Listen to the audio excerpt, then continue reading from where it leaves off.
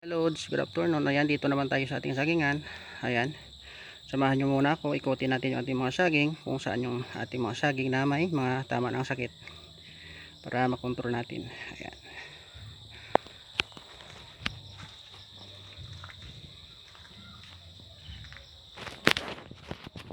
ayan yung ating mga saging.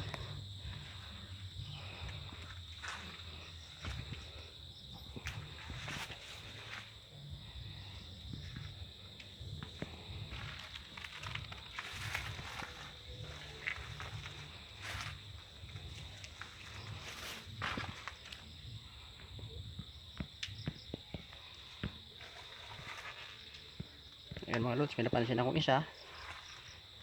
Ayan, silipin natin. Mukhang maganda naman yung kanyang tubo, pero may napansin akong kakaiba sa kanyang dahon. Ayan, ayan mga lods, silipin natin yung kanyang balat.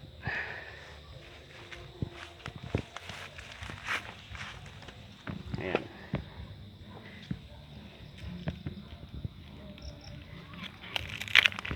mga lods, ayan yung kanyang balat.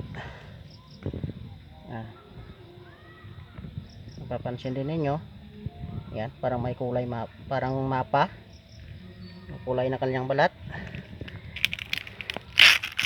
Ayan, ayan, ito mga loads, hindi po ito normal, symptoms po ito ng site. Ayan, yung mga loads, ito po ay isang fungus na tumatama sa ating mga saging. Hindi naman po ito makakahawa, pero hindi naman ito magbunga ng malaki, kaya kailangan nating patayin. Ayan, ang gagawin natin, lagyan natin ng herbicide. Mayroon ako dito, ayan, nilagay ko na sa plastic bottle. Ayan, yung gamit ko pala ay 2,4-D. Ayan, gagawin natin, ilagay natin ito sa kanyang dahon. Ayan, sa pinakatalbos nya. Ayan,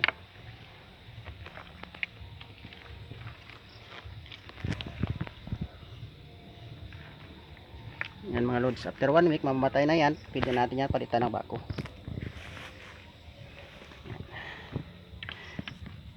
Yan yung itsura ng busait. Yan, nakawa mayroon kayong saging ganyan, yan po ay hindi na magbunga ng malaki. Ayan, hindi na yan mapakinabangan mga loads, kaya kailangan nating patayin. Ayan, tingnan nyo kanyang dahon, no? Parang normal naman. Yan, pagdating sa balat, yan, mapansin niyo parang may mapa. Yan po yung sanhi ng busait. Thank you for watching. Bye bye.